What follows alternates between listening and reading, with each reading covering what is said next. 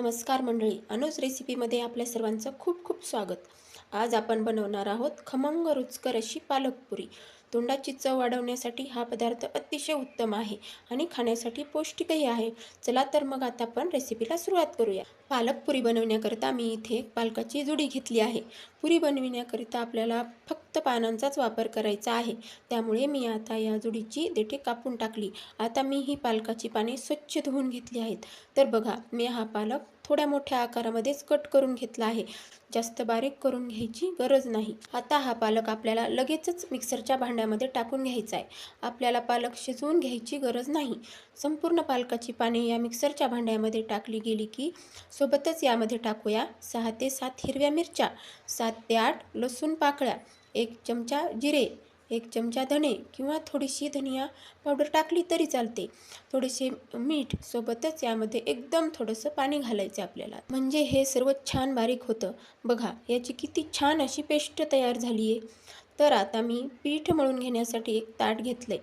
त्यामध्ये 2 वाट्या गव्हाचं पीठ घ्यायचं, तसेच अर्धी वाटी बेसन पीठ घ्यायचं. आपल्याला आता पुरी खुसखुशीत होण्यासाठी यात आपल्याला थोडासा रवा घालायचा आहे. यामध्ये चवीपुरतं मीठ घालून घेऊया. आता आपण या पिठामध्ये बारीक केलेलं मिश्रण टाकून घेऊया व हे पीठ घट्ट असं तिंबून घेऊया. आता हे पीठ मी 5 मिनिटं भिजवण्याकरता बाजूला ठेवत आहे. जास्त वेळ हे पीठ भिजू देण्याची गरज नाही.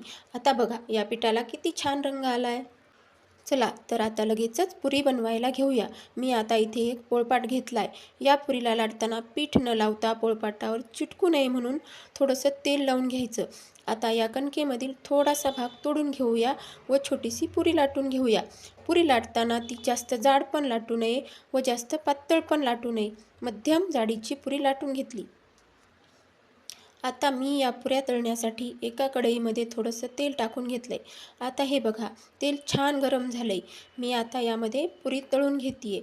बघा, किती छान टम्म फुगलेली पुरी तयार झाली आहे. अशाच पद्धतीने सर्व पुऱ्या लाटून घेऊन या सर्व तळून घ्यायच्या. तळताना गॅस मध्यम आचेवर ठेवायचा, म्हणजे पुऱ्या छान फुगतात व त्यांना छान रंगही येतो. आता बघा, किती छान खमंग व क्रिस्पी पुऱ्या तयार झाल्यात. या पुऱ्या दह्यासोबत खायला खूप चविष्ट लागतात. तुम्ही पण अशी खमंग व क्रिस्पी पालकपुरी नक्की करून बघा.